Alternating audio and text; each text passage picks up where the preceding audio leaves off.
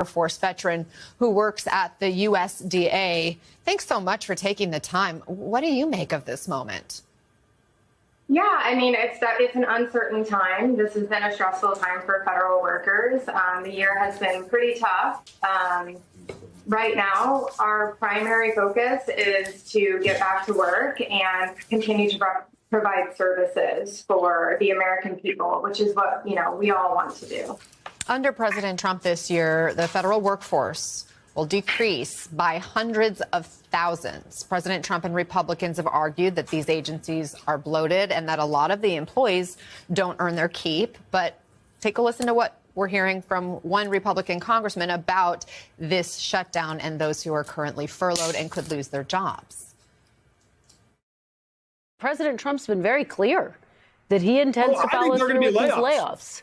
I think there are going to be layoffs, but I think those layoffs will be designed not to impose harm on the American people, but they'll be layoffs that I think the administration thinks that over time will make the country stronger. There are some federal employees that shouldn't have jobs, though, Kristen. Not every single federal job is some sort of a birthright. Ariana, you served the country in the military and then again in the civil service. What's your reaction to that kind of rhetoric about federal workers? Yeah, I mean, I think that it's been a tough year for federal workers. I think that ultimately, like I mentioned, our primary purpose, the reason we enter the civil service is to serve the American people, because we want to bring that good into the world. The job of the government is to serve the American people. And unfortunately, major cuts like this, it really prevents our ability to do what we need to do. I can say, that within my program specifically, where I work with a lot of dedicated civil servants that care about their jobs, that care about our mission. And I think that, in my experience, I haven't seen this bloat. I haven't seen this lazy federal worker. I didn't see it when I was in the military. I don't see it now at USDA. So I just think that it's a little bit of a false narrative. Do departments have enough people currently to do the job effectively? Before this, was your department already feeling crunched or overworked? Yeah, I think we're in a little bit of an uncertain time on what this looks like. We've definitely lost a lot of good people through, the RIFs and the DRPs and the things that have happened this year. And sorry about that, got a little call there. And I think it's definitely, putting us under pressure. I don't think that we could tolerate any more losses at this point. I think that we've already lost more than what we can afford. The New York Times and ultimately, go ahead, please. I'm ultimately right. This is not just it's not just unsettling for the people that came into the civil service and wanted to serve their country in that way. Ultimately, this affects the American people, right? It affects our ability to provide services so that people can get health care, that people can feed their children, that military members can receive the service and the health care that they deserve. And that really delays all of those processes, and it makes it very uncertain. You're right. It's not about any individual keeping their job. It is about services to the American people, which is what I know is driving your mission, your sense of purpose in the work that you do. The New York Times reports that there are wheels in motion already for more firings. The Interior Department employees were told to take home their government devices to receive any information on mass firings, according to internal emails they've reviewed. Has anyone in your division or at your department gotten similar guidance? Were you told to do the same? We were not. I would say, I haven't been part of any previous shutdowns at my current agency, but this does feel a little more chaotic than what I would have expected. Right now, 42,000 federal workers at the USDA are in limbo, and so are the crucial programs they manage, which feed more than 41 million Americans a month. The government shutdown means half of the Agriculture Department staff is furloughed, while future funding is uncertain for critical federal assistance programs like SNAP, food stamps, and WIC, which provides food and support to mothers and babies.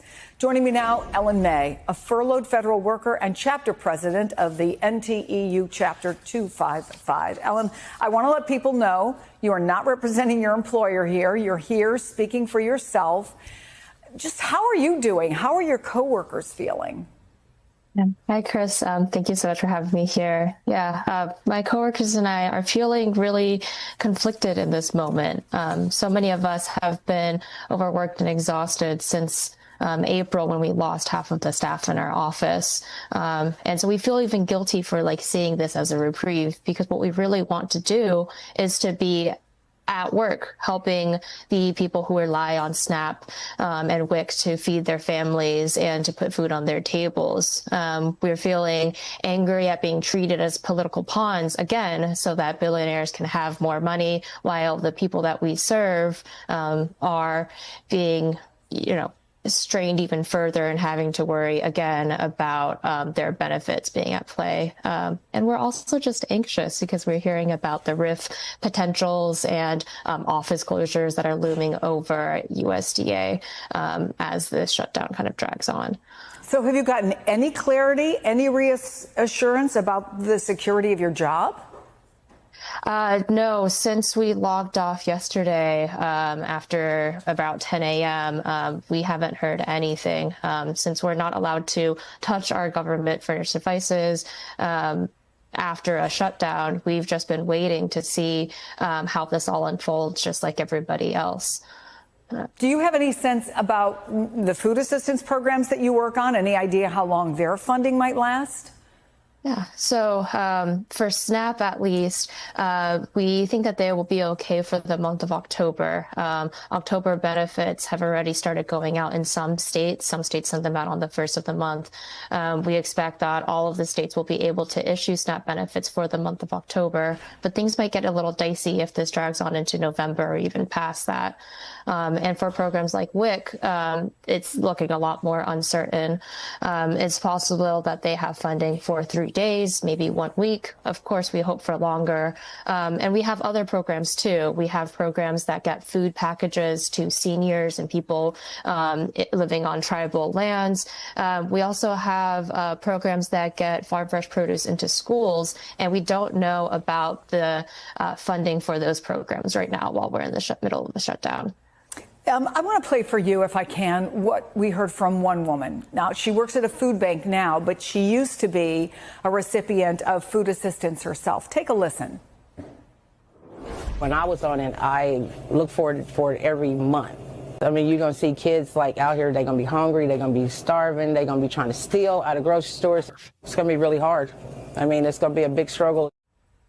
Tell us what you know. What do you think will happen to the people who your program supports if funding runs out? Yeah, we think that they'll have to turn to the food banks and to their friends and family. Let's now bring in New York Times chief Washington correspondent Carl Hulse, the editor of The New Republic, Michael Tomasky, and co-host of The Weeknight right here on MSNBC, Simone Sanders Townsend. A great group to start us off this hour. Carl, starting with you, President Trump is spelling it all out for us right on Truth Social this morning. 2 posts of note. First, an all-caps screed saying, once again, repeating the false talking point about Democrats wanting to give health care money to illegal aliens. And then more importantly, perhaps, this one that's on the screen now, in which he says, I have a meeting today with Russ Vought, he of Project 2025 fame, to determine which of the Democratic agencies to cut. It goes on from there. He deems this an unprecedented opportunity. He says, quote, they're not stupid people, meaning the Democrats, so maybe this is their way of wanting to quickly and quietly get this done. So, Carl, it's interesting here that, I mean, the Russ Vought is being positioned as sort of like the boogeyman, right? That he is the scary guy out front wielding the hatchet to cut all these government agencies. We should also note, during the campaign, President Trump tried to keep his distance from Project 2025. Yeah. And here he is flat out saying, yep, that's what we're doing. Do you think this scare tactic will move the needle with Democrats? Yeah, I think it might backfire, honestly. And you saw some members say this yesterday. The Republicans think they kind of have the high ground right now, which is unusual in a shutdown for the Republicans. And that, going on a tear and laying off a bunch of people could really turn off people to the Republicans. I saw Kevin Cramer was warning against this. So I agree, though, that Russ Vought definitely has been made as the bogeyman here, and Democrats on Capitol Hill see him that way. That I talked to Senator Mark Warner yesterday, and Mark Warner would really be somebody to watch here, right? Virginia senator, lots of employees, federal employees in his state, and he's not really hearing from those employees. They're not mad because they're already mad at Russ Vought about what's going on with layoffs and threats. So I think the administration probably is going to hear from some of the Republican members in the Senate and the House, like, be careful going forward here. Don't blow kind of what we think is a good hand. So, Michael, I wrote for The Atlantic on Monday that Russ Vought was trying to do now what Doge started. And here the president flat out saying, yeah, hey, good idea. Do you think, though, to Carl's point, there's a risk of Republican overreach, and they feel really good about where they are on this shutdown, but it wouldn't be the first time that Trump pushed it too far. The recent federal government shutdown has cast a heavy shadow over the lives of public servants and the millions of Americans who rely on essential services. Listening to Ariana Kelly, an Air Force veteran now serving at the USDA, it's clear that the narrative painting federal workers as bloated or lazy is not just misleading, it's deeply unfair. These are people who dedicate their careers to serving the public, often under stressful and understaffed conditions. Kelly's firsthand account of colleagues working tirelessly despite layoffs and furloughs highlights the real human cost behind political debates. The shutdown doesn't just affect the employees, it hits the American people where it hurts most. Critical programs like SNAP, WIC, and school nutrition services hang in the balance. Ellen May, speaking for herself and her co-workers, illustrates this tension perfectly.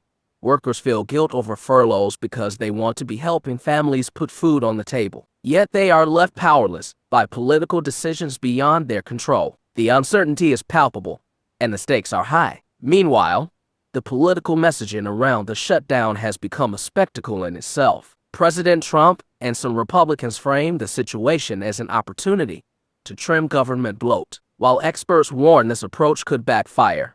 Firing thousands of workers risks alienating the public, especially independents who may view such measures as cruel rather than necessary. Analysts note that the administration's aggressive posture may energize opponents rather than consolidate support. Ultimately, this shutdown is a stark reminder that government is about service, not politics. Behind every statistic is a real person relying on these programs, and the human stories, dedicated workers, anxious families, hungry children cannot be ignored. Policy debates may dominate headlines, but empathy and practicality must guide decisions before lives are disrupted even further.